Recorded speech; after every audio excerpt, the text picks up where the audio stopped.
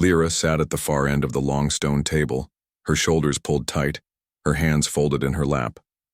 Her people filled the room with chatter, laughter, and the clinking of cups, but the space around her remained empty, as if invisible walls had grown on either side.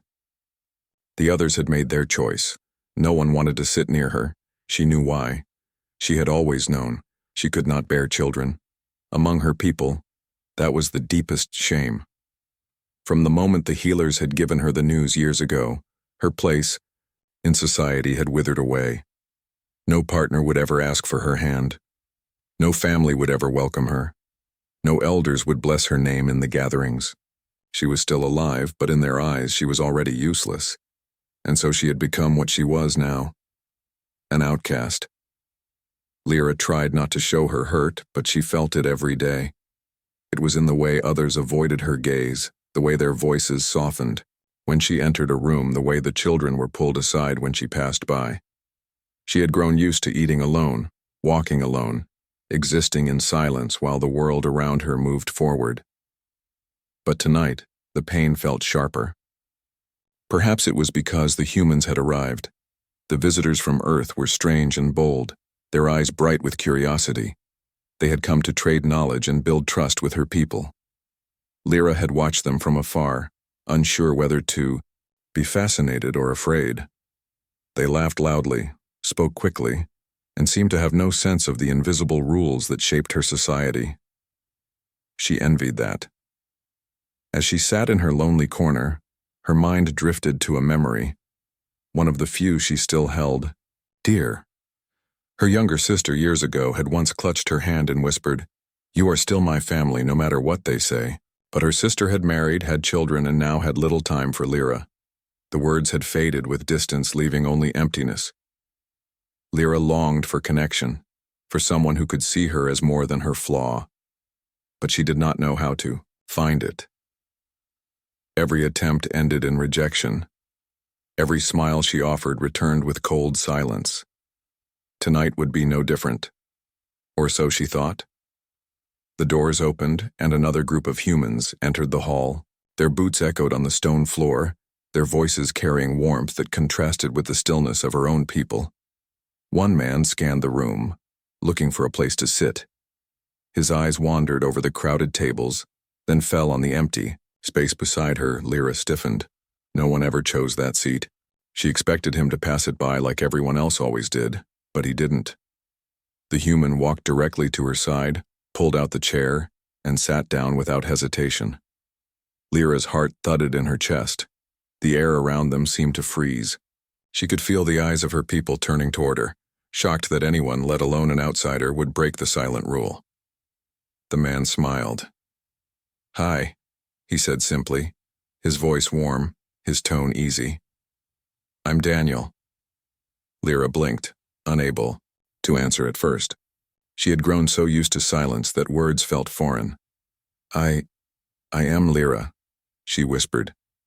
Daniel grinned. "Nice to meet you, Lyra."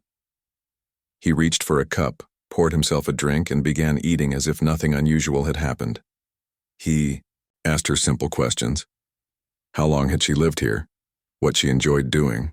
What the stars looked like from her side of the world? His kindness felt natural, not forced. For the first time in years, someone was speaking to her like an equal. HFY. First, she struggled to respond. Her voice was small, her answers brief. But Daniel did not seem bothered. He listened to every word, nodding, encouraging her gently. Slowly, her walls began to crack. She found herself telling him small things, how she liked to walk by the river at night, how she admired the old songs though she never sang them, how she sometimes wondered what life looked like beyond her planet's sky. He listened, truly listened. The hall remained silent around them, but Lyra felt something stir inside her that she had not felt in a long time. Hope. It was such a simple gesture, yet it carried the weight of years. A human, a stranger, had done what no one else dared to do. He had sat beside her, spoken to her, treated her as though she mattered. The eyes of her people still lingered, heavy with disapproval, but for the first time, She did not lower her gaze. She kept her head high, her voice steady, her spirit quietly alive. Because at that moment she realized something powerful. She was not broken. She was not worthless. She was still a person, still deserving of kindness, of dignity, of a place in the world, and all it had taken was one human sitting next to her. For the first time in years, Lyra remembered what it felt like to hear her own voice in conversation. She had sat with Daniel many evenings after that first night. He had made her laugh softly, something she had almost forgotten how to do. He asked her questions no one else had ever asked, and he never seemed to judge her answers. But it was not only the words. It was the way he looked at her, with no shame, no pity, no hidden distance. Just a steady warmth, as if she were simply a person worth sitting beside. And yet, even as her heart grew lighter, a quiet fear settled inside her. Humans never stayed long. They traveled from world to world, helping where they could, learning, sharing, and moving forward. She knew it was only a matter of time before Daniel's team left. Every day she spent with him felt like water slipping through her fingers, precious but impossible to hold forever. One evening she walked to the riverbank alone.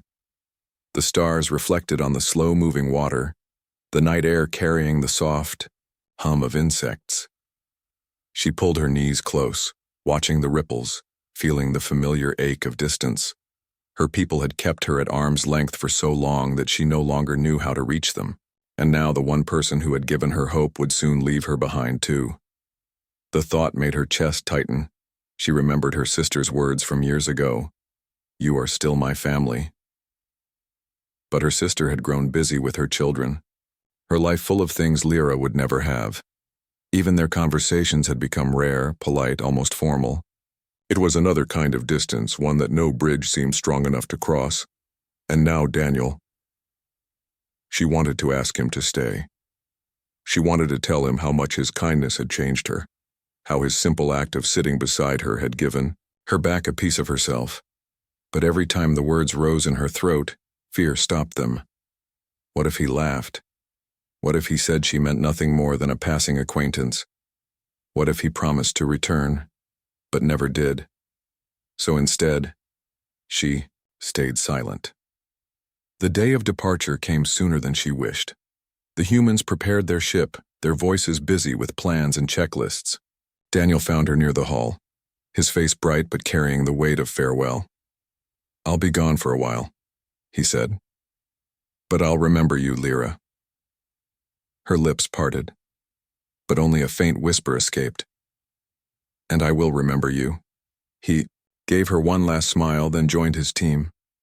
The engines roared, the ground trembled, and the ship lifted into the sky. She watched until it became a star among stars, a fading light swallowed by the endless night.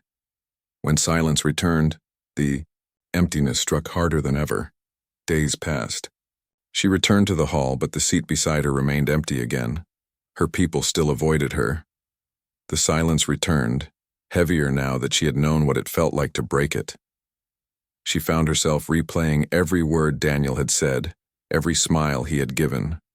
She wanted to reach across the stars and speak to him again, but she did not know how. Her people did not teach her how to call across worlds. The humans' machines were foreign, their signals strange. She had no way to send her voice, no way to let him know she still thought of him, and yet something inside her refused to give up. Daniel's words echoed in her memory. A life is not measured only by what it produces, but by what it gives. Perhaps she could not reach him yet, but she could live by those words. So she began small. The next time she sat in the hall, she did not lower her gaze when others passed. She kept her head high. When a child accidentally dropped a cup nearby, she picked it up and handed it back with a gentle smile. The child's parent gave her a wary look but did not pull the child away this time. It was only a tiny change, but it was something. At night she returned to the river and whispered her thoughts to the stars. She spoke to Daniel as if he could hear, telling him about her day, her fears, her hopes. The stars gave no answer, but speaking the words aloud, made her feel less empty, and deep in her heart a small flame of hope refused to die. She believed Daniel would remember. She believed he might return one day, or that somehow she would find a way to reach him. Humans were strange, yes, but they were also persistent. They carried hope like fire and shared it wherever they went. And because of Daniel, Lyra now carried a spark of that fire too. She did not know the path forward. She did not know how long the distance would last. But she knew one thing. She would never again see herself as worthless. Because once, when everyone else had cast her aside, a human had sat next to her, and that single act had given her the courage to keep living with hope.